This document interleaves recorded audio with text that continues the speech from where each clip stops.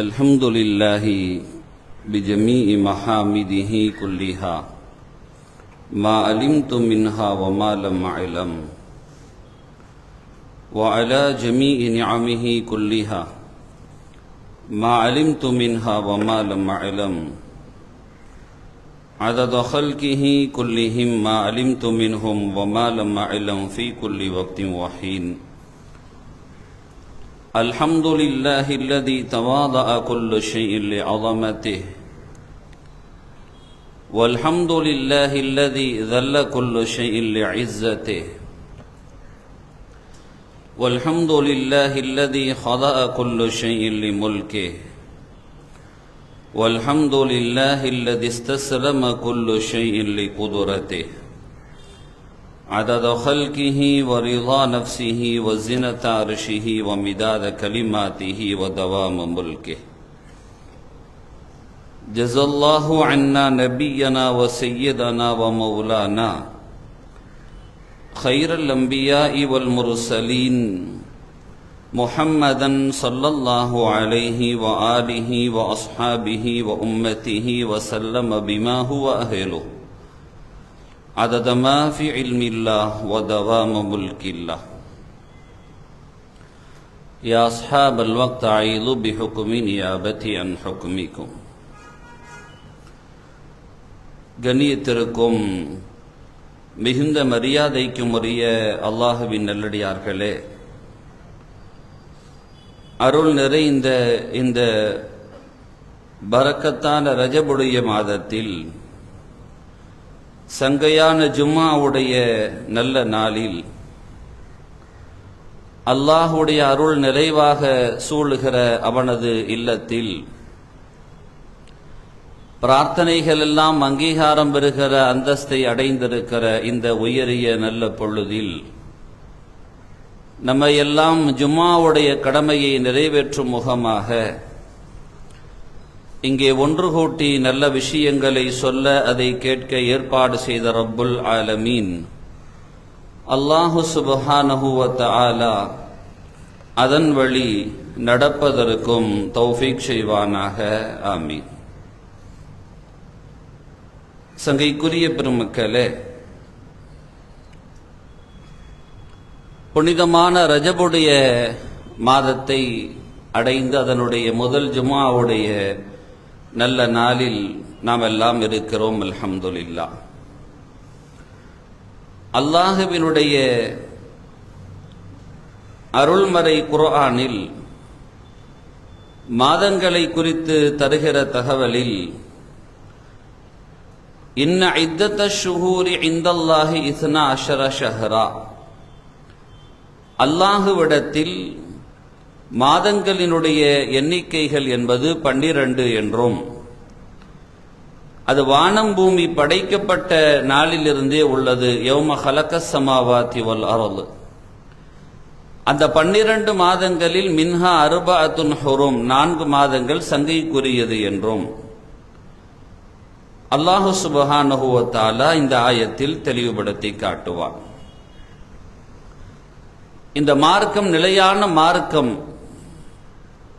நீங்கள் இந்த மாதங்களில் அநீதம் செய்து விடாதீர்கள். ஃபலா தظلموا فيهن அன்ஃபுஸக்கும், உங்களுக்குள்ள நீங்க அநீதம் செஞ்சிராதீங்க என்று அல்லாஹ் சொல்கிறான். ரஜபுடைய மாதம் பிறந்திருக்கிற அதே வேளையில் நமக்கு ஈசவி ஆண்டினுடைய புத்தாண்டும் இப்பொழுது பிறந்திருக்கிறது. ஆண்டுகள் ஒவ்வொன்றும் புதிதாக வருகிற பொழுது அது மகிழ்வை வெளிப்படுத்தக்கூடியதா அல்லது வேறு ஏதாவது படிப்பினைகளுக்குரியதா என்று சிந்தனைக்கு எடுத்துக்கொள்ள வேண்டிய செய்தி என்றாலும், ஒரு ஆண்டு பிறக்கிற பொழுது உன் ஆயுளின் ஒரு ஆண்டு நிறைவை பெற்றிருக்கிறது என்பதை உள்வாங்கிக் கொண்டு கடந்த ஆண்டில் நீங்கள் நடந்து கொண்ட விதத்தை குறித்து அதன் முடிவை உங்கள் கரத்திலேயே இஸ்லாம் தரும். அது பிஷாரத்திற்குரியதா அல்லது நதாமத்திற்குரியதா, சோபனத்திற்குரியதா அல்லது சோதனைக்குரியதா, சந்தோஷப்பட வேண்டியதா அல்லது துக்கப்பட வேண்டியதா என்பது எல்லாத்துக்கும் ஒரே நேரத்தில் உள்ள ஒன்றல்ல. அவரவர் நிலை குறித்து அது வேறுபடுகிறது. சுருக்கமாக நமது புரிதலுக்கு சொல்வதானால், சகோதர சமயத்தவர்கள் பரிமாறிக்கொள்கிற வாழ்த்துக்களை போன்று தினம்தோறும் காலை புலர்ந்து சந்திக்கிற பொழுது குட் மார்னிங் என்று சொல்வார்களே, அந்த குட் மார்னிங் என்பது யாரை பார்த்து சொல்ல வேண்டுமோ அவரை பார்த்துத்தான் சொல்ல வேண்டும். ஒரு சுக நிகழ்ச்சிகள் நடக்கிற இல்லத்திற்கு சென்று அங்க போய் குட் மார்னிங்னா அவன் ஏத்துக்கொள்வான். அவ வீட்டுல 2 இறப்பு நடந்திருக்கிறது, வேறு ஏதாவது துக்கத்தில் இருக்கிறார், கொடும் நோயால் பாதிக்கப்பட்ட ஒருவரின் செய்தி வந்ததோடு சந்திக்க செல்கிறோம். ஆபத்தான சூழலில் இருக்கிற ஒருவரிடம் போய் குட் மார்னிங் அப்படின்னு சொன்னா அறிவு இருக்கா அப்படிமா நம்மளை பார்த்து. எனக்கு அது இல்லை, உனக்கு குட் மார்னிங்கா இருக்கலாம், எனக்கு இல்லம்பான் இல்லையா? அந்த மாதிரி தான் புத்தாண்டினுடைய வாழ்த்துக்களை தெரிவிக்கிற பொழுதும் அவரவர் நிலை குறித்து முடிவிருக்கிறது. என் ஏட்டினுடைய முந்திய பகுதி மிக அழகாகவே கடந்திருக்கிறது என்றால் வாழ்த்துக்கள். அந்த ஏட்டினுடைய பகுதி சங்கடத்திற்குரியதாக அமைந்திருக்குமேயானால் அது எப்படி வாழ்த்துக்களாக அமைய முடியும் என்ற வினாவை அறிஞர்கள் முன்வைப்பார்கள். சொல்லலாமா கூடாதாங்கிற சர்ச்சைகள் ஓடும் ஒரு பக்கம். நம்ம அந்த சர்ச்சைக்குள்ளால் போய் நீந்த தேவையில்லை. இது அவரவர் நிலை குறித்த விஷயம். அப்ப அனைவர்களும் சிந்தனைக்கு எடுத்துக்கொள்ள வேண்டிய ஒன்று, அல்லாஹு தஆலா இப்படி அமைச்சு வச்சிருக்கிற அவன் நாடுனானா எப்படியும் வைக்கலாம். அப்படியே 365 இல்ல, 366, 367, 368, 369, 400, 401 கூட அப்படியே வரிசையா போக முடியும். எதுக்கு இவ்வளவு ஒரு 12 மாதங்கள், ஒரு ஆண்டு என்றெல்லாம் அவன் ஏன் வைக்க வேண்டும்? ஒரு நாள் 24 மணி நேரம், ஒரு வாரம் 7 நாட்களை கொண்டது, ஒரு மாதங்கள் 29, 30 ஆங்கில அடிப்படையில் 31 கொண்டது, வருடங்கள் இவ்வளவு நாளுக்குரியது, எல்லாம் ஏன் வைக்கணும்? அல்ல, இந்த சுழற்சியை குறித்த சிந்தனை உனக்கு என்றும் இருக்க வேண்டும். அப்ப ஒவ்வொரு நிமிடத்தை குறித்தும் இஸ்லாமியன் தன்னுடைய கவலையையும் அவனது அபிலாஷையையும் இறை சமூகத்தில் எப்படி இருக்கிறது என்கின்ற எண்ணத்தையும் அவன் உள்வாங்கிக் கொண்டே இருக்க வேண்டும். எப்பொழுதும் அவன் விழிப்பு நிலையில் இருக்க வேண்டும். ஒரு வணக்கம் கூட நம்மிடம் கடமையாகிறது என்று சொன்னால் எப்பொழுது கடமையாகும்னா விழிப்பு நிலையில் இருப்பவருக்கு தான் கடமையாகுமே தவிர மயக்க நிலையில் இருப்பவனுக்கு கடமை கிடையாது. தொழுக யார் மீது கடமை? விழிப்பு நிலையில் உள்ளவன் மீதுதான் கடமை. மயக்க நிலையில் இருக்கிறான் அவன் மேல கடமையா தொழுக? நோன்பு கடமையா அவன் மேல? ஒரு ஆள் மயக்கமா கிடக்கிறான், இவன் மேல நோன்பு கடமையாகுமா? கடமையாகாது. விழிப்பு நிலையில் யார் இருப்பார்களோ அவரின் மீதுதான் கடமை.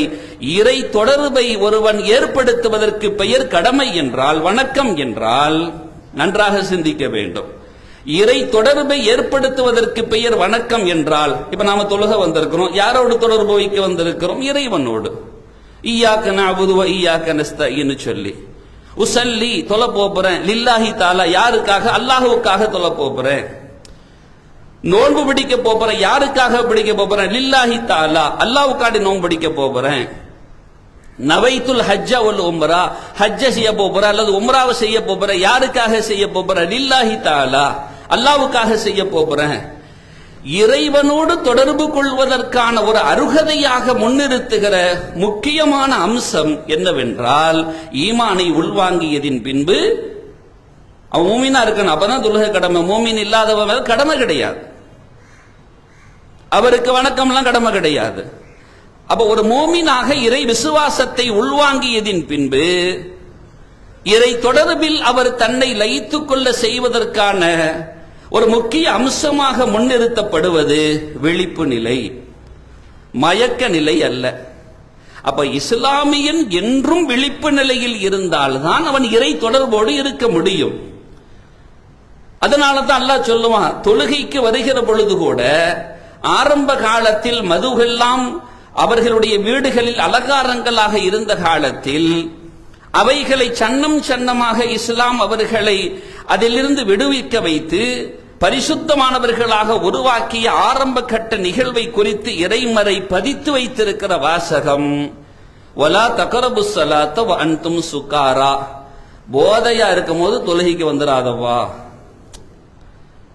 வலா தக்ரபு ஸலாத்த, தொழுகையின் பால் நெருங்க கூட செய்து விடாதே. வ அன்தும் சுகாரா, நீ போதையாக இருக்கிற நிலைமையில. அறிஞர் பெருமக்கள், முஃபஸ்ஸிரீன்களான பெருமக்கள், இறைமறை விற்பனர்களான பெருமக்கள், ஆயத்துகள் அமலில் உள்ளதா அல்லது அது கேன்சல் ஆன ஆயத்தா அப்படின்னா, இந்த ஆயத்து கேன்சல் ஆன ஆயத்து. ஆனா படிப்பினைக்காக அல்லாஹ் வைத்திருக்கிறான். எப்படி ஒருவரை பண்படுத்த வேண்டும், நெறிப்படுத்த வேண்டும், சீர்படுத்த வேண்டும், ஒழுங்குபடுத்த வேண்டும் என்பதையெல்லாம் புரிந்து கொள்வதற்காக படிப்பினைக்காக அல்லாஹ் கேன்சலான ஆயத்தை உள்ள வச்சிருக்கிறான். இப்ப அது ஓதுவதில் இருக்கிறதே தவிர, இல்ல இந்த ஆயத்தம் கேன்சலா போச்சே, இதெல்லாம் ஓதணுங்கிற அவசியம் இல்லைன்னு சொல்ல முடியுமானா முடியாது. அது குர்ஆனின் வசனம். ஆனால் அமலில் உள்ள ஆயத்தா என்றால் கிடையாது என்று முன்னிறுத்துவார்கள். வேற ஒரு ஆயத்து வந்து கேன்சல் பண்ணிடுச்சு. இன்னமல் ஹம்ரு வல் மைஸிரு வல் அன்சாபு வல் அஸ்லாமு ரிஜ்சும் மின் அமலி ஷைத்தான், எல்லாம் ஷைத்தாண்ட வேலையில உள்ளது, தவிர்ந்து கொள்ளணும். ஃபஜ்தனிபுன், அல்லாஹ் தஆலா தவிர்க்க சொல்கிறான். அப்ப இந்த ஆயத்து அந்த ஆயத்தை கேன்சல் பண்ணிடுச்சு. இப்போ ஒரு ஆளு, நான் தான் தொலை இல்லைல்ல, இப்போ சுபூஹ் முடிச்சா லொஹர் வரைக்கும் டைம் இருக்குல்ல, லிமிட்டா ஊத்திக்கிறோம், லொஹருக்குள்ள தெளிஞ்சிரும் அப்படின்னு ஒரு ஆள் எடுக்க முடியுமானா முடியாது. ஏன்னா அந்த ஆயத்து கேன்சலா போச்சு. தொழுகைக்கு வரும்போது தானே போதையா வரக்கூடாது, நான் தான் தெளிவடைஞ்சிட்டு வந்துருவேனே அப்படிங்கிறான். அப்ப முடிக்கலாமா? முடியாது. ஏன்? கேன்சலா போச்சு அந்த ஆயத்து. ஆனா அமலில் ஓதுவதில் இருக்கிறதே தவிர செயல்பாட்டில் இருக்கிறதா என்றால் கிடையாது. ஆனா அல்லாஹ் வச்சிருக்கிறான் அந்த ஆயத்தை. ஏன்? நீங்க பண்படுத்துறதாக இருந்தா எப்படி பண்படுத்தணும்னா, ஒரேடியா நிறுத்திடாத, பொட்டுன்னு போயிருவான் ஆளு. இப்ப இன்னைக்கு போத ஒழிப்புன்னு இருக்குல்ல, அவனை சரிப்படுத்தணும், நெறிப்படுத்தணும்னு சொன்னா சில பேர் வந்து அவனை பேசாம போதையை பிடிக்க வச்சு ஒரு ரூம்ல அடைச்சு போட்டா செத்து போயிருவான் ஆளு.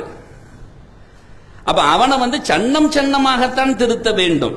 அப்பா கொஞ்சம் குடிச்சுக்கப்பா, லேசா தெளியட்டும், அப்புறம் பார்த்துக்கலாம், கொஞ்சம் கொஞ்சமா குறை, லிமிட்டா கொண்டு வந்து அவனை என்ன செய்ய, முற்றிலுமாக அதிலிருந்து அகற்றுவதற்கான வழிகளை இஸ்லாம் அழகாக கற்று தந்தது என்பதின் அந்த அடையாளத்தை முன்னிறுத்துகிறார். ஆனா இன்னும் எல்லா ஆயத்துக்குமே நான் ஏற்கனவே சொல்லி இருக்கிறேன், லஹ்ருன் வ பத்னுன், அந்தரங்கம் வெளிரங்கம் என்று இரண்டு உண்டு. ஒரு ஆயத்து தான், அதுக்கு வெளிப்படையான அமலுன்னு ஒண்ணு இருக்கும், அந்தரங்கமான அமலுன்னு ஒண்ணு இருக்கும். அதுல வெளிப்படையானது தான் கேன்சலா போச்சு. இறைவன் அதில் வைத்திருக்கக்கூடிய வசனத்தின் சூட்சுமம் இன்றும் அப்படி இருக்கிறது. அப்படின்னா என்ன? எப்பா போதைங்கிறது நீ ஏதோ மதுவினால் வந்த போதையோடு தான் தொழுகைக்கு வரக்கூடாதுன்னு நினைக்காத. அந்த ஆயத்து சொல்கிறது, உலகியல் போதையோடும் தொழுகைக்கு வந்துடாத. வந்து அல்லாஹு அக்பர்னு நிப்பேன், ஆனா அவனோட தொடர்பா இருக்க மாட்டேன், இந்த உலக போதையில் மூழ்கி இருப்பேன், இந்த உலகத்தை குறித்த சிந்தனையிலேயே இருப்பேன். அதை தாண்டி, அதனால தான் ரசூலுல்லாஹ் அதை வன்மையாக கண்டித்தார்கள். பள்ளிவாசலுக்கு வந்து ஒரு ஆளு உலகியல் தொடர்போடு இருந்தால் அவருக்கு பெருமானார் தன் நாவிதழ்களால் யாருக்கும் சபிக்காத பெருமானார் அந்த இடத்தில் ஸல்லல்லாஹு அலைஹி வஸல்லம் எதிர்மறை பிரார்த்தனை கேட்ட வரலாறுகள் உண்டு. வியாபாரத்து குறித்து ஒருத்தர் பள்ளியில பேசுறாரு, அப்படி முடிச்சுக்கலாமா, இத இவ்வளவு செஞ்சுக்கிறோமே அப்படின்ட்டு. ஒரு ஆள் கேட்கிறாரு, என்னங்கிறாரு, வியாபாரம் அப்படியா, லா பாரக்கல்லாஹு லக, அல்லாஹ் இதுல பரக்கத்தே உனக்கு செய்யாம ஆக்கட்டும். ரசூலுல்லாஹ் அப்படி துஆ செய்றாங்க. யாருக்காவது அப்படி ரசூலுல்லாஹ் துஆ செய்வாளா? எல்லாத்துக்கும் துஆ செய்வாங்க ரசூலுல்லாஹ், பதுவா செய்வாளா? ஆனா இன்னைக்கு அதே வார்த்தை இமாம் ஷாஃபி சொல்ல முடியுமான்னா முடியாது. சொன்னான்னா கிழிஞ்சிரும் சீட்டு. ஏன்னா அவனுக்கும் வழங்காது, நம்ம பாட்டுல சொல்லிட்டு போக முடியுமா? இருந்தாலும் இந்த வார்த்தை இருக்குது. இப்ப யார்த்தையாவது கேட்டா நம்ம அந்த வார்த்தை தான் சொல்லணும். அதான் சுன்னத்து. நாங்கெல்லாம் சுன்னத்தை பின்பற்றோம்னு சொன்னா இதான் சொல்லணும். எப்படி சொல்லணும்? யாராவது வியாபாரம் பேச, என்னங்க பேசுறீங்க அப்படியா, அல்லாஹ் அவனுக்கு பரக்கத்தே செய்யாம ஆக்கட்டும்னு சொன்னா அதான் சுன்னத்து. சரி, ஏன் அப்படி ரசூலுல்லாஹ் சொல்ல சொன்னாங்க? உள்ள வரும்போது உலக போதையோடையா வாரது, அல்லாஹுவின் தொடர்பில் வருகிற பொழுது தெளிந்து வர வேண்டாமா? உலக போதையில் மூழ்கி கொண்டா வருவது? இருக்கிற காலம் தான் அப்படி.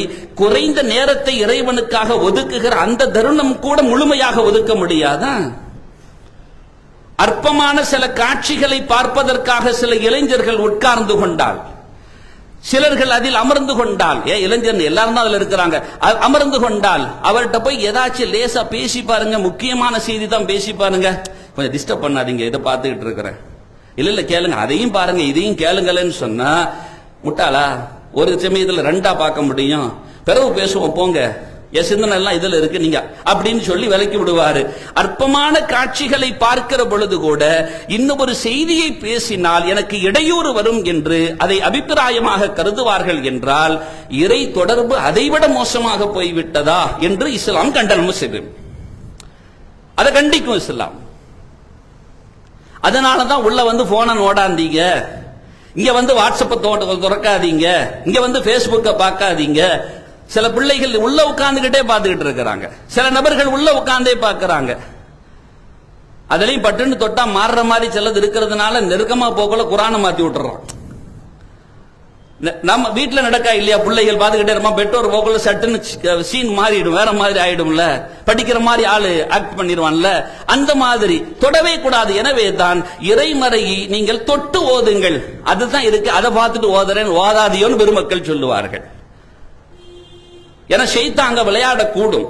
திடீரென்று ஒரு காட்சி சட்டன் டிங்குன்னு விழும், என்னதான் ஓதிக்கிட்டு இருப்பான், டிங்குன்னு விழுந்த உடனே என்னதான் மெசேஜ் வந்திருக்கு பாப்பமே ஷைத்தான் திருப்பி விட்டுருவாங்கட்டு. அப்ப இறைமறை குர்ஆன் நமக்கு மிக தெளிவோடு போதிக்கிறது. நான் சொல்ல வருகிற செய்தி, விழிப்பு நிலையோடு நமது வாழ்வு என்றும் பயணிக்க வேண்டும். அழகான வாழ்க்கை அல்லாஹ் தந்திருக்கிறான். அந்த விழிப்பு நிலையோடு பயணித்தால் அது பெரும் பரக்கத். இது பரக்கத்தான மாதம், நம்மை தொட்டிருக்கிறது. ஒரு சந்தோஷம் இதில் நமக்கு வர வேண்டும். பெருமக்கள் சொல்வார்கள், மூமின்களுக்கு இந்த மாதம் தொட்டதில் மிகுந்த சந்தோஷம் அவர்களுக்கு கிடைக்கும் என்று. ஏன்னா அல்லாஹ் பரக்கத்து செஞ்சிருக்கிறான், அதை சங்கைப்படுத்தி இருக்கிறான். சங்கை குறித்து பெருமானார் ஸல்லல்லாஹு அலைஹி வஸல்லம் சொல்வார்கள், இன்னமா யாரிஃபு தபில் ஃபதுலி லி அஹ்லில் ஃபதுலி உலுல் ஃபதுல் அப்படிம்பாங்க.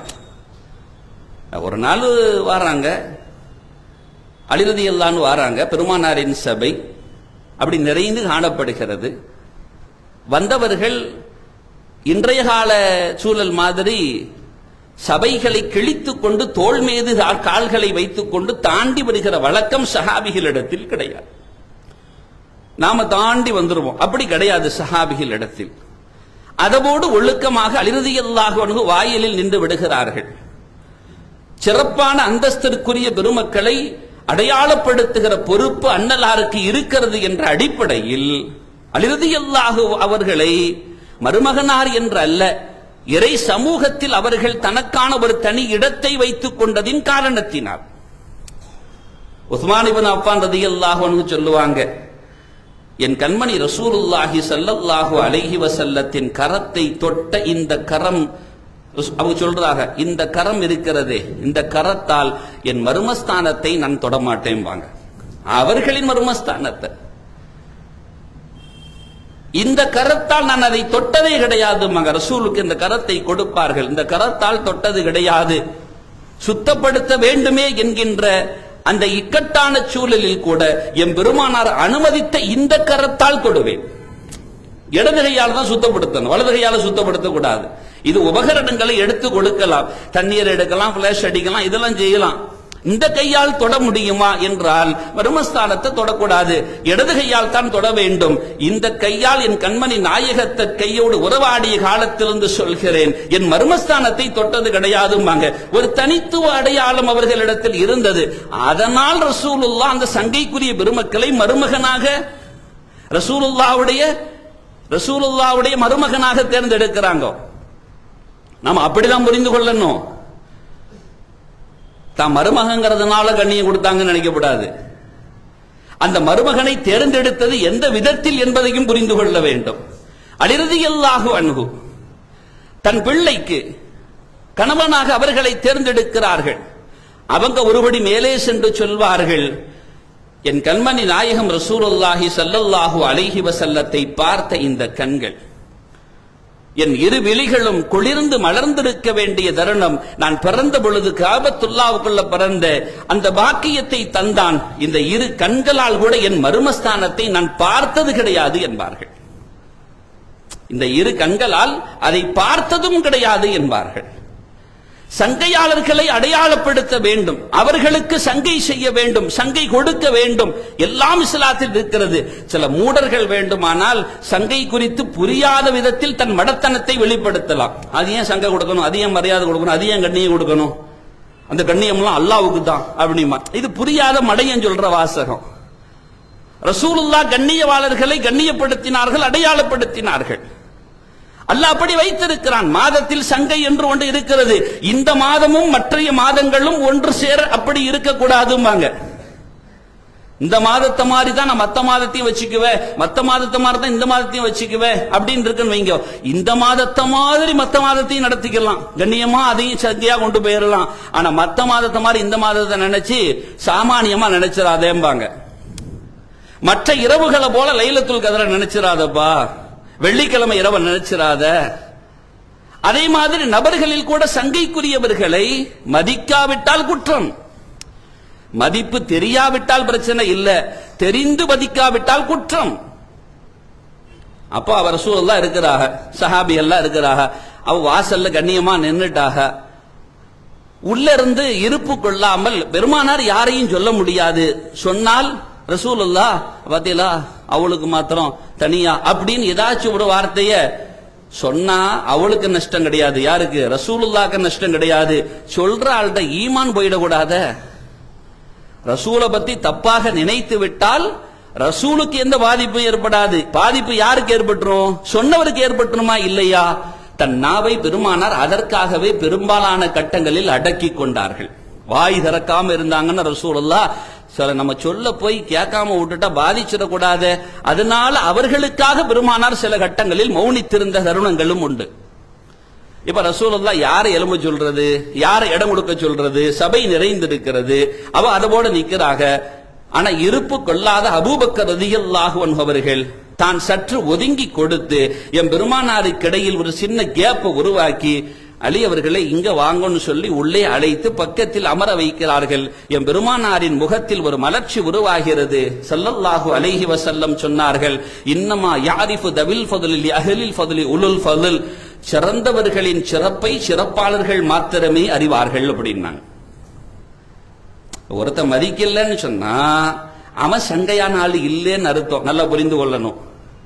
இப்ப நாம கண்ணியமா இருக்கிறோம்னு வச்சுக்கோங்க, நாம கண்ணியமா இருந்துட்டு போயிடணும். நம்மள ஒரு ஆள் மதிக்காம இருக்கிறான்னு வைங்க, அவங்கிட்ட கண்ணியம் இல்லைன்னு அர்த்தம். ஒரு கண்ணியமான ஆள் இருக்கிறாங்க, நாம மதிக்கலன்னு வைங்க, நம்ம கிட்ட கண்ணியம் இல்லைன்னு அர்த்தம், அவ்வளவுதான். அதனால கவலைப்பட வேண்டியது யாரு, மதிக்காதவர் தான் கவலைப்படணும். நான் மதிக்கலன்னா நான் கவலைப்படணும். அட சங்கையானால நான் மதிக்காம விட்டுட்டேனே, என் மனசுல கண்ணியம் இல்லாம போச்சே, இவ்வளவு கீழ்த்தரமானவனா இருக்கிற என்று நான் நினைக்க வேண்டும். நபிகள் நாயகம் ரசூலுல்லாஹி ஸல்லல்லாஹு அலைஹி வஸல்லம் சொல்வார்கள், அப்ப இந்த மாதத்தை கண்ணியம் செலுத்துபவர் யாராக இருக்க வேண்டும், கண்ணியமானவராக இருந்தால் தான் முடியும், சங்கையானவராக இருந்தால் தான் முடியும். ஏன்னா இது சங்கையான மாதம். இந்த சங்கையான மாதத்தின் மீது ஒரு சங்கை ஒருவனுக்கு வரவில்லை என்றால் அவன் ஈமானில் உள்ள சங்கையில் சோதனையே தவிர, குழப்பமே தவிர, இந்த மாதத்தின் சங்கையில் எந்த பிரச்சனையும் கிடையாது. இந்த மாதத்தில் நீங்கள் அநீதம் செய்யாதீர்கள் என்று மார்க்கம் சொல்லி காட்டும். ஃபலா தظلموا فيهن انفسكم, அநீதம் செஞ்சிராதீங்க என்று மார்க்கம் நமக்கு போதனை செய்து காட்டும். பல்வேறு சிறப்புகளை இந்த மாதம் பொதிந்திருக்கிறது. அல்லாஹ் கண்ணியப்படுத்துறேன்னு சொல்லிட்டான், முடிஞ்சு போச்சு, எல்லாமே அதற்குள்ளால் வந்து விட்டது. அறிஞர்கள் வகைப்படுத்துவார்கள், நபிகள் நாயகம் ரசூலுல்லாஹி ஸல்லல்லாஹு அலைஹி வஸல்லத்தை இந்த சங்கையான மாதத்தில் தான் ஆமினா அம்மாவுடைய கருவறையில் அவர்களை வைத்தான். இப்பதான் அவங்க கருவுறாங்க ஆமினா அம்மா, இந்த ரஜபுடைய மாதத்தில் தான். போர்கள் எல்லாம் தடை செய்யப்பட்ட மாதமாக அறிவிக்கப்பட்டது. மியராஜுடைய பயணத்தை அல்லாஹ் இந்த மாதத்தில் அமைத்து வைத்தான். தொழுகையும் ஜக்காத்தும் கூட இந்த மாதத்தில் தான் கடமையானது, ரஜபுடைய மாதத்தில் தான் கடமையானது. அதே மாதிரி கஅபத்துல்லாவை கிபிலாவாக ஆக்கி கொண்டானே அந்த வசனம் இந்த உம்மத்திற்கு அல்லாஹ்வின் கட்டளை பிறந்த மாதமும் இந்த மாதம் தான். முதல் ஹிஜ்ரத்தாகி அபிசீனியாவுக்கு உஸ்மான் ரலியல்லாஹு அன்ஹு தலைமையில் அனுப்பப்பட்ட அந்த ஹிஜ்ரத்து இடம்பெற்ற முதல் மாதம் இந்த மாதம் தான். அதே மாதிரி தபூக்குடைய யுத்தம் ஹிஜ்ரி 9 ரஜபுடைய மாதம் தான் நடைபெற்றது. அற்புதமான அந்த மகா பெரிய வெற்றி கிடைத்தது. 2.5 லட்சம் எதிரிகளை 30,000 வீரர்கள், இஸ்லாமிய வீரர்கள், அல்லாஹ் அவர்களின் மூலமாக வெற்றியை கொடுத்தான். அப்படி சாதித்த மாதம் இந்த மாதம் அப்படின்னு பல்வேறு விதமான பாக்கியங்களை இந்த மாதத்தில் உள்ளடக்குவார்கள். அல்லாஹ் தஆலா இந்த மாதத்தில் ஒரு தனி சிறப்புகளை கொடுத்திருக்கிறான். இமாம் அபூ ஹாமித் கஸ்ஸாலி ரஹிமஹுல்லாஹ் மார்க்க விற்பன்னர் அவர்கள் அதே மாதிரி இந்தியா என்றாலே இஸ்லாமியர்கள் எல்லாம் நினைவு கூறப்பட வேண்டிய நபராக காஜா முஈனுத்தீன் அல் திஷ்தியுல் அஜ்மீரி கத்தஸல்லாஹு சிர்ரஹுல் அஸீஸ் அவர்களுடைய நினைவை பொதிந்த மாதமும் கூட. நாம் அந்த சரியான கண்ணியத்தோடு அவர்களை மதிக்க வேண்டும். அவர்கள் செய்த சேவைகள் சாமானிய சேவைகள் அல்ல. இன்று நாம் தலை நிமிர்ந்து நிற்பதற்கு அந்த பெருமகனாரினுடைய மகா பெரிய தியாகம் மிகப்பெரிய காரணம். 90 லட்சம் மக்களை இஸ்லாத்தின் பால் கொண்டு வந்தது என்பது அவர்களுடைய நடவடிக்கைகளாலேயே தவிர அவர்களின் அராஜகத்தால் அல்ல. அவங்களுக்கு அதே தெரியாது. அவ்வளவு சாஃப்டான ஆளு. உதாரணத்துக்கு சொல்லுவாங்க, காஜா நாய் ஒவ்வொரு அல்லாஹ்வுடைய நேசர்கள் ஒவ்வொரு மனிதர்களிடத்திலும் 2 விதமான குணங்கள் சற்று மேலோங்கி கீழோங்கி நிற்கும். ஒன்றாவது ஜலாலியத்து, இன்னொன்னு ஜமாலியத்து. ஜலாலியத்து தான் எப்ப பார்த்தாலும் எரிஞ்சு விடுற ஆளு, சூடாகிற ஆளு, பட்டுன்னு வார்த்தையை விட்டுருவாங்க. சட்டுன்னு நேர்மையான ஆளா தான் இருப்பாங்க, இருந்தாலும் சட்டுன்னு என்ன செஞ்சிடும், கோபம் கொப்பளித்து விடும். இதற்கு ஜலாலியத்துன்னு சொல்லுவாங்க. அல்லாஹ்வுடைய குணத்துல உள்ளதுதான். சில பேர் ஜமாலியத்து, ஆளையே அடிச்சாலும் அவர் பாட்டுல அமைதியா சரி சரி போங்க சாரி அப்படின்னு போயிட்டு இருப்பார். அவன் அடிப்பான், இவர் சாரி சொல்லிட்டு போயிட்டு இருப்பார். அந்த மாதிரி நடக்கிற நபருக்கு ஜமாலியத்தான ஆளு. காஜா நாயகம் தான் மகனை நீ நம்மளோட இருக்கிறதுக்கு சரியா வரமாட்டா போ அப்படின்ட்டாக. நீ நம்மளோட இருக்கிறதுக்கு சரியா வரமாட்டா நீ கிளம்பு அப்படின்ட்டாக.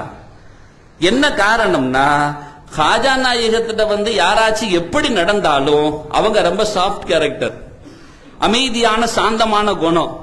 இவ அப்படி இல்ல, உடனே வார்த்தையை விட்டுருவாங்க. போ அப்படின்னு ஏதாச்சும் ஒண்ணு சொல்லிடுவாங்க.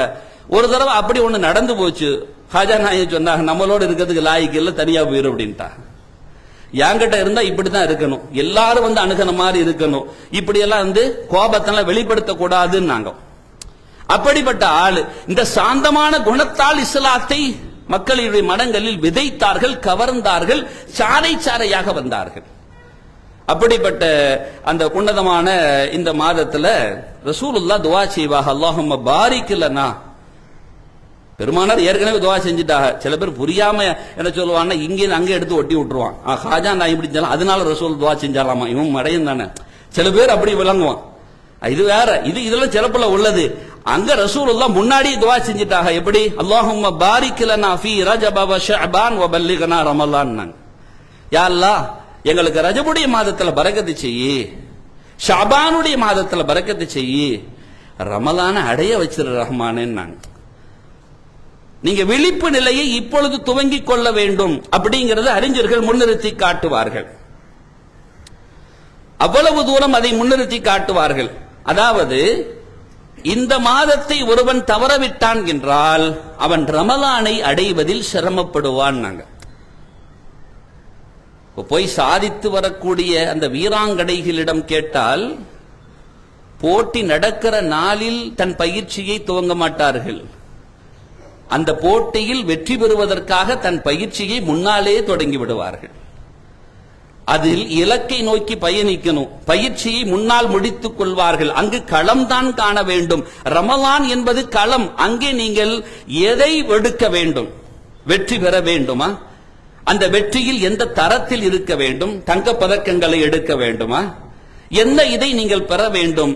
அது களம். அது அந்த களத்தில் இறங்குகிற பொழுது நீங்கள் அதில் உங்கள் இலக்கு வெற்றியை நோக்கி இருக்க வேண்டும். அதற்கு முன்னால் பயிற்சிகளை முடித்துக் கொள்ள வேண்டும். அந்த பயிற்சியை இப்பொழுதே துவங்கிடணும்னு சொல்லுவாங்க. ரஜபுலையே ஆரம்பிச்சிருங்க.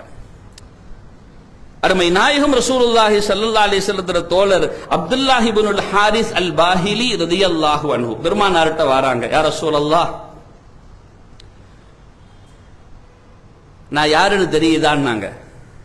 யாரு அப்படின்னாங்க ரசூலுல்லாஹ். யாரு அப்படின்னா, நான் தான் என்ன தெரியலையா வந்தேன் அன்னைக்கு ஒரு நாள் உங்களை வந்து சந்திச்சனே அப்படின்னாங்க. அப்துல்லாவா, என்ன இப்படி போயிட்டியா ஆளு அப்படின்னாக. ஆளு மெலிஞ்சி நோஞ்சானா போயிட்டாக. என்ன இப்படி போயிட்டியா அப்படின்னாக. உடல்லாம் இப்படி ஆகி போச்சு அப்படின்னாக. யார சொல்லலாம், நான் இரவு உணவை தவிர வேற பகல்ல சாப்பிடுறதே கிடையாது, நோன்பு தான், தினமும் நோன்பு பிடிக்கிறேன், இரவுல தான் கொஞ்சம் சாப்பிடுவேன், அதோட முடிஞ்சு போச்சு. இரவுல சாப்பிடுறதுன்னா நம்ம இஃப்தார்ல இருந்து சஹர் வரைக்கும் கெட்டுறதுன்னு நினைச்சுக்காதியா, அது வேற. அந்த ஒரு நாள் நம்ம நைட்டு சாப்பிட்டா 3 நாளைக்கு நோன்பு வைக்கலாம், தொடர்ந்து வைக்கலாம். அதல்ல, இரவுல நோன்பு திறக்கிறதுக்கு ஈச்சப்பழம் சாப்பிடுவாங்கல்ல, அதான் அவங்கட. ஒரு தண்ணியை குடிப்பால், அவ்வளவுதான். அதுதான் உணவு யார சொல்லலான்னாங்க. என்ன நீங்க உங்களுக்கு ஏன் இப்படி கஷ்டத்தை கொடுத்துக்கிறீங்க அப்படியா சொல்லிருக்கு? இல்லையே. ஏன் இப்படிப்பட்ட இது கொடுக்குறீங்க? குடும்ப கோத்திரம்லாம் இல்லையா? அதெல்லாம் பார்க்கணுமா இல்லையா? அப்படி செய்யாதியோ. அப்படி பிடிக்கிறதாக இருந்தா நீங்க வேண்டா மாதத்துல ஒரு நோன்பு வச்சுக்கங்களேன் அப்படின்னா. இல்ல யார சொல்லலாம், எனக்கு அதை விட ஏழும். அவர் 2 நோன்பு வைங்கோ. இல்ல அதை விட எனக்கு சக்தி இருக்கு யார சொல்லலாம். 3 வைங்கம்மா, ஐயாமுல் பீர்ல வைங்க, 3 வைங்கம்மா. இல்ல யார சொல்லலாம், அதை விட சக்தி இருக்குன்னாங்க. அப்படியா, இந்த சங்கையான மாதத்துல கொஞ்சம் நோன்பு வைங்க, ஒரு நாள் வைங்க, ஒரு நாள் விடுங்க, ஒரு நாள் வைங்க, ஒரு நாள் விடுங்க, அப்படி வைங்கலம்மா ரசூலுல்லாஹ் சொல்றாங்க. அப்படிதாம்மா செய்யணும் அப்படின்னு ஸல்லல்லாஹு அலைஹி வஸல்லம் கற்றுக் கொடுத்தாங்க. ரொம்ப நீங்க உங்க உடலை வருத்திக்கிறாதியோ, உடல்லாம் வெளிஞ்சு இப்படி போற அளவுக்குலாம் வைக்காதியோ, கொஞ்சம் சக்தியும் வேணும், முதுகு நிமிர்ந்து நிற்கணும் இல்லையா, அல்லாஹ்வை தொழணும் இல்லையா அப்படின்னு ஸல்லல்லாஹு அலைஹி வஸல்லம் சொல்றாங்க. இந்த சங்கையான மாதத்தில் ரசூலுல்லாஹ் இந்த வார்த்தையை சொல்றாங்க. வைங்கம்மா, சங்கையான மாசம் நோன்பு வைங்க விடுங்க, நோன்பு வைங்க விடுங்கன்னாங்க. அதை வச்சு பெருமக்கள் சொல்றாங்க, இந்த மாதத்தில் நீங்கள் நோன்பை துவங்கி விடுங்கள்ங்கிறாங்க. கொஞ்சம் பயிற்சி. சில பேருக்கெல்லாம் ஃபர்ஸ்ட் நோன்பு வச்சா எனக்கு தலைவலி தாங்கவே முடியாதுன்னு சொல்ற எல்லாம் இருக்கிறாங்க.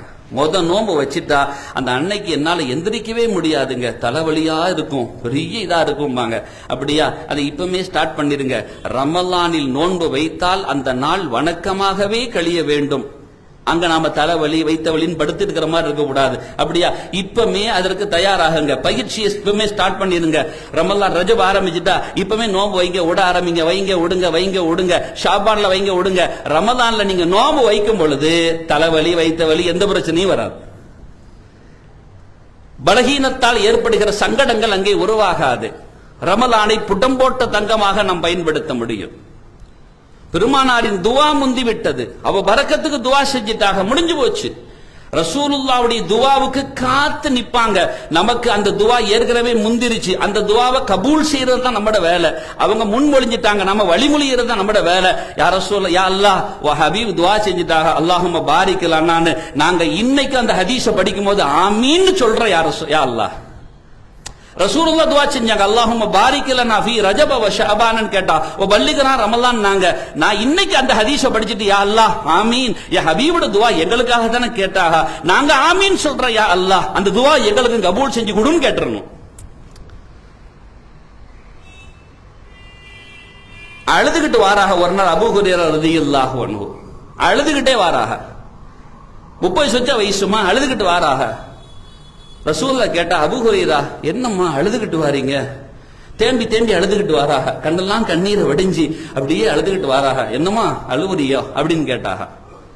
ரசூலுல்லாஹ்க்கு எல்லாருக்கும் பேர்லயும் இரக்கம் இருக்கும். ஆனா அவங்கெல்லாம் ஒரு ஏழ்மை நிலையிலிருந்து வந்தவங்க. அப்படிப்பட்ட ஆளு அஸ்ஹாபு சுஃபாக்களான திண்ணை தோழர்களை, திண்ணை அலங்கரித்த பெருமக்கள். பெருமானாருக்கு கூடுதல் கவலை. ஏமா அழுவுறியோ அப்படின்னாங்க. அவ சொன்னாக, உம்மா அடிச்சுட்டாக அப்படின்னா. என் தாயார் அடிச்சு, எப்ப 30 சொச்ச வயசுல, இன்னைக்கெல்லாம் நிமிந்து கூட பார்க்க முடியாது. அடிச்சுட்டாகன்னாங்க. அப்படியாம்மா, எதுக்குமா அடிச்சாகன்னாங்க. இல்ல, ஒவ்வொரு சமயம் ஒவ்வொன்னு சொல்லுவாங்க. ஆனா இன்னைக்கு உங்களை பத்தி கொஞ்சம் என் மனசு ரொம்ப பிடிக்காத விதத்துல சொல்லிட்டாக. நான் உடனே வாயை மூடுங்கிற மாதிரி சொல்லிட்டேன். இவன் பெருசா ஒன்னும் பேசல, சும்மா வாயை மூடுமா அப்படின்னு சொல்லிட்டேன். வாங்கி அடிச்சுட்டாக என் தாயின்னாங்க. சரி, என்னமா செய்யணும்னா, என்னமா? இப்ப ரசூலுல்லாஹ்ட்ட முறையீடு வந்துருச்சு. இப்ப ரசூலுல்லாஹ் கிட்ட தீர்வு கேட்கிறாங்க. இப்ப ரசூலுல்லாஹ் கேட்கிறாங்க, அப்படி அம்மா சரி நான் என்னமா செய்யணும் அப்படின்னாங்க. தங்கிட்ட சொல்ல வந்துட்டாங்க, கேட்கணும் இல்லையா, என்னமா செய்யணும்னு கேட்டாங்க. ஒரு முறை அப்படியே அமைதியா நின்று அபூ ஹுரைரா ரலியல்லாஹு அன்ஹு, யா ரசூலல்லாஹ் என் தாய்க்கு துஆ செய்யுங்க அப்படின்னா. என் தாய்க்கு துஆ செய்யுங்க அப்படின்னா. எப்படி சஹாபிகள் பண்பட்டுறாங்க பாத்தீங்களா? என் தாய்க்கு துவா செய்யுங்கன்னாங்க. ரசூலுல்லாஹ் ஒரு கணம் அப்படி அமைதி ஆயிட்டு ரசூலுல்லாஹ் அப்படியே அல்லாஹு மஹதி உம்மா அபா ஹுரைரா. ரசூலுல்லாஹ்வுடைய துவா பாருங்க. அல்லாஹ் நல்லா கவனிக்கணும். பெருமானாரின் துவாவினுடைய தாத்பரியத்தை சஹாபிகள் எவ்வளவு பலமாக உள்வாங்கி வைத்திருந்தாங்கன்னு புரியணும். இப்படி ஒரு துவாவை செய்யறாங்க. எப்படி? அல்லாஹ் மஹதி உம்மா அபா ஹுரைரா. இந்த அபூ ஹுரைரா உம்மாக்கு ஹிதாயத்தை கொடுத்துருன்னு கேட்டாங்க. நல்லா புரிந்து கொள்ளணும். அடுத்த நிமிஷம் அந்த சஹாபி அபூ ஹுரைரா ரலியல்லாஹு அன்ஹு ரசூலை பார்த்துக்கிட்டு நின்றுகிட்டு இருக்குல்ல, விருட்டுன்னு ஓடுனாலாம். நேரா வீட்டுக்கு போறாக. நேரா வீட்டுக்கு போனா சலன்னு தண்ணி சத்தம் கேட்குது. கதவை தட்டுறாக, அனுமதிக்காக வேண்டி லேசா தட்டுறாக. நில்லுவாப்பா, நில்லுங்க, நான் வாரேன், குளிச்சுக்கிட்டு இருக்கிறேன்னு தாய் சொல்றாங்க. குளிச்சு முடிச்சிட்டு ஆடையில இருந்ததை நல்லதை உடுத்திட்டு நறுமணம் பூசி அந்த வீட்டுக்குள்ள இருக்க வேண்டிய ஒழுங்கு மரியாதையோட அப்படி வந்து நின்றா. அப்ப உள்ள வாங்கன்னு அபூஹர் கூட்டுட்டு சொன்னாங்க. பார்த்த உடனே சொன்னாங்க, அபூ ஹுரைரா ரலியல்லாஹு பார்த்த உடனே அஷ்ஹது அல்லா இலாஹ இல்லல்லாஹ் வ அன்ன முஹம்மதர் ரசூலுல்லாஹ். அப்படியே திரும்ப அழுதுட்டு ஓடி வராங்க. யார்கிட்ட? ரசூலுல்லாஹ் கிட்ட திரும்ப அழுதுட்டு ஓடி வராங்க. யார சொல்லலாம், யார சொல்லலாம். என்ன அபூ ஹுரைரான்னாங்க, என் தாய் ஹிதாயத்து கிடைச்சிருச்சு, என் தாய் ஹிதாயத்து கிடைச்சிருச்சுன்னாங்க. என் தாய் ஹிதாயத்து கிடைச்சிருச்சுன்னா. பெருமானாரின் ஒரு துவா வாய் திறந்து விட்டால் நிதர்சனம் தான் நடந்தே தீருங்கிறத சஹாபிகள் எவ்வளவு அழகா உள்வாங்கி வச்சிருந்தாங்க பத்தியெல்லாம். அடுத்த நிமிஷம் நிக்கலம்மா, சந்தேகப்படலையே. ரசூலுல்லாஹ் கேட்டா கபூல் ஆகுமானா சஹாபிகளுக்கு சந்தேகம்லாம் கிடையாது. ரசூலின் வாய் அசைந்து விட்டால் அது அல்லாஹ்வின் இசைவு இல்லாமல் நடக்காதுன்னு அவங்களுக்கு தெரியும். ஓடுனாங்க உம்மாட்ட, என் உம்மாக்கு ஹிதாயத்து நிச்சயமா கிடைச்சு போச்சுன்னு ஓடினாங்க. திரும்ப அதே அழுத்துட்டு ஓடி வராக. முதலில் கவலையோடு அழுது வந்த அபூ ஹுரைரா ரலியல்லாஹு அன்ஹுடைய கண்கள் ஆனந்தத்தோடு கண்ணீரை வடித்துக் கொண்டு பெருமானாரின் சமூகம் வந்தது. பெருமானாரின் துவாவை சாதாரணமா நினைச்சிடக்கூடாது. அதனால தான் பெருமக்கள் ஹதீசுகளில் பெருமானாரின் துஆக்களை தேடினார்கள். எதற்கு தெரியுமா? அதற்கு ஆமீன் சொல்வதற்காக. அதுல இந்த பாரிக்கலன்னா ஃபீ ரஜப வ ஷஅபான் ரசூல் கேட்டுட்டாக. அந்த ஹதீஸை கேட்கிற நேரம்லாம் ஆமீன்னு சொல்லிடுங்க. யா ஹபீப் கேட்டுட்டாக, யா அல்லாஹ் அதுக்கு நான் உடன் வாரேன், ஆமீன், அதை கபூல் செஞ்சு எங்களுக்கும் தந்துரு அல்லாஹ்னு கேட்டுருங்க. அல்லாஹ் நமது வாழ்க்கையில் நிரப்பமான பரக்கத்துகளை தருவானாக. இந்த ரஜபை நமக்கு பாக்கியத்திற்குரியதாக ஆக்கி தருவானாக. பண்பட்ட ரஜபாக ஆக்கி தருவானாக. பயிற்சிக்குரிய ரஜபாக ஆக்கி தருவானாக. வருகிற ஷஅபானையும் நமக்கு பரக்கத்தாக்கி தருவானாக. உயர்ந்த ரமலானை நாம் எல்லாம் அடைகிற பெரும் பாக்கிய தருவானாக. சென்ற வருடம் இருந்தவர்கள் இந்த வருடத்தில் ரமலானை தொடுவார்களா என்று தெரியாது. ஆனால் அவன் பெரும் கருணையால் நமக்கெல்லாம் அவன் ஆயுளை நீளமாக்கி வைத்து சந்தோஷமாக ரமலானை பரிபூரணமாகவே அடைந்து அதிலெல்லாம் அமல் செய்கிற பெரும் தௌஃபீக்கை அல்லாஹ் நமக்கும் நம் இல்லத்தவர்களுக்கும் அல்லாஹ் தந்தருள் புரிவானாக. ஆமீன் யா ரப்பல் ஆலமீன். சங்கைக்குரிய பெருமக்களே, நமது பள்ளியினுடைய அந்த கட்டுமான வேலைகள் நடைபெற்று கொண்டிருக்கிறது. உங்களுக்கு எல்லாம் தெரியும். இன்ஷா அல்லாஹ் வரக்கூடிய அந்த பிப்ரவரி, ஏன்னா பிப்ரவரி லாஸ்ட்ல ரமலான் வந்துடும். பிப்ரவரி மார்ச் 1 ரமலான் கண்டிப்பா ஸ்டார்ட் ஆயிடுது. அதனால பிப்ரவரி முதல் வாரத்திற்குள்ளால் அதை நாம் உள்ளே கீழே சென்று தொழ வேண்டும். அடுத்த மாதம் முதல் ஜும்மா நம்ம என்ன செஞ்சிடணும், கீழே போய் தொழுதுறணும் அப்படிங்கிற அந்த இது இருக்கு. கிட்டத்தட்ட 22 லட்சத்திற்கு மேலான செலவுகள் தான். அதுல சங்கைக்குரிய நிஸ்தார் அலி ஹாஜி அவர்கள் கிட்டத்தட்ட 2 லட்சம் அவர்கள் வழங்கி இருக்கிறார்கள். முகமது சிராஜ் ஹாஜி அவர்கள் 10,000, முகமது ஃபாரூக் ஹாஜி அவர்கள் 60,000, அப்சல் இப்ராஹிம் அவர்கள் 50,000 இதுவரைக்கும் வழங்கியிருக்கிறாங்க. 1 லட்சம் கொடுப்பதாக வாக்களித்திருக்கிறார்கள். அகமது ஹசன் அவர்கள் 15,000 வழங்கியிருக்கிறார்கள். முகமது இப்ராஹிம் அவர்கள் 75 வழங்கியிருக்கிறார்கள். நூர் முகமது ஹாஜி அவர்கள் 10,000, அப்துல் காதர் ஹாஜி அவர்கள் 50,000, ஷஹாபுத்தீன் ஹாஜி அவர்கள் 1 லட்சம், பவித்ரா ஆர்கிடெக்டா அவங்க 50,000, அகமது கபீர் ஹாஜி அவர்கள் 69,000, வருஷி முகமது ஹாஜி அவர்கள் நேற்று அவர்களுடைய தாயார் வஃபாத் ஆகிவிட்டார்கள். நமது பள்ளியினுடைய நிர்வாக குழு உறுப்பினரும் கூட பள்ளியினுடைய பகுதிகளில் வெகுவாக பங்கெடுக்கக்கூடியவர்கள் தான். நேற்று வஃபாத்தான உடனே முடிச்சுட்டு வீட்டு கூட்டிருந்தாங்க. போயிட்டு தாயாருக்காக இன்ஷா அல்லாஹ் பள்ளிக்கு இதை கொடுங்க அப்படின்னு சொல்லிக்கிட்டு அவங்க 1 லட்சம் அவர்கள் கொடுத்தார்கள். இவ்வளவு கிட்டத்தட்ட இதுவரைக்கும் வந்தது. ஹாஜி அஷ்ரப் அவர்கள் 17,000 வழங்கியிருக்கிறார்கள். எல்லாம் சேர்த்து ஒரு 6 லட்சம் வந்திருக்கிறது. ஏன்னா ஒரு 6 லட்சம் 22 லட்சத்தி சொச்சம் செலவுகள் இருக்கிறது. ஆனால் இதுவரைக்கும் இவ்வளவு தூரம் நாம சொல்லி சொல்லி ஓரளவு 6 லட்சம் வந்து சேர்ந்திருக்கிறது. இன்னும் பாக்கி எவ்வளவுன்னு உங்களுக்கு தெரியும். இன்ஷா அல்லாஹ் நம்ம வர்ற அந்த முதல் வாரத்தில் அங்கே நாம் தொழுகையை வைக்க வேண்டும். தான் இருக்கிறாங்கல்ல, அவங்கெல்லாம் செஞ்சிருவாங்கல்ல, இவங்கெல்லாம் செஞ்சிருவாங்களேன்னு உங்க கல்புல ஷைத்தான் போடுவான். அதை அவங்க பார்த்துக்குவாங்க இல்லையா, இவங்க இதை ஷைத்தான்ட வேலையை. அதனால நம்ம அதை உள்ள எடுக்க வேணாம். அதை எடுக்காம நாம என்ன அல்லாஹ் இந்த இடத்துல நமக்கு என்ன வாய்ப்பை தந்திருக்கிறாங்கிறத உள்வாங்கி நாமும் அதில் அனைவர்களும் பங்கெடுத்துக் கொள்ள வேண்டும். இந்த உங்களுடைய மேலான கவனத்திற்கு நான் தருகிறேன். அதே மாதிரி நம்ம அந்த சீலிங் வேலை முடிக்க வேண்டியிருக்குது, அதாவது இன்டீரியர் ஒர்க்குகள் நடக்க வேண்டியது இருக்குது, அந்த ஏசியுடைய அந்த இது பணி முடிக்க வேண்டியது இருக்குது. அதே மாதிரி அந்த ஆயத்து அரபி லெட்டர்ஸ் எழுத வேண்டிய பணி இருக்குது. மிம்பர், அதே மாதிரி அந்த பயான் பேசக்கூடிய போடியம் அதனுடைய பணிகள் இருக்குது. அதே மாதிரி பெயிண்டிங் ஒர்க் இருக்கு. இவ்வளவு இருக்குது. இன்ஷா அல்லாஹ் நீங்கள் இதை பொறுப்பெடுத்தும் செய்யலாம், பொருளாதாரத்தை கொடுத்தும் பங்கெடுக்கலாம். பெருமானாரின் துவாவில் ஒன்று, அல்லாஹும்ம அத்தி முன்ஃபிகன் ஹலஃபா, அல்லாஹும்ம அத்தி மும்சிகன் தலஃபா. இந்த துவாவுக்கு நீங்க உடன்பட்டு வாங்க. ஒரு துவாவுக்கு உடன்படணும், ஒரு துவா விட்டு பாதுகாக்கணும். அல்லாஹும்ம அத்தி முன்ஃபிகன் ஹலஃபான்னு ஒவ்வொரு நாளும் ரசூலுல்லாஹி ஸல்லல்லாஹு அலைஹி சொன்னாங்க.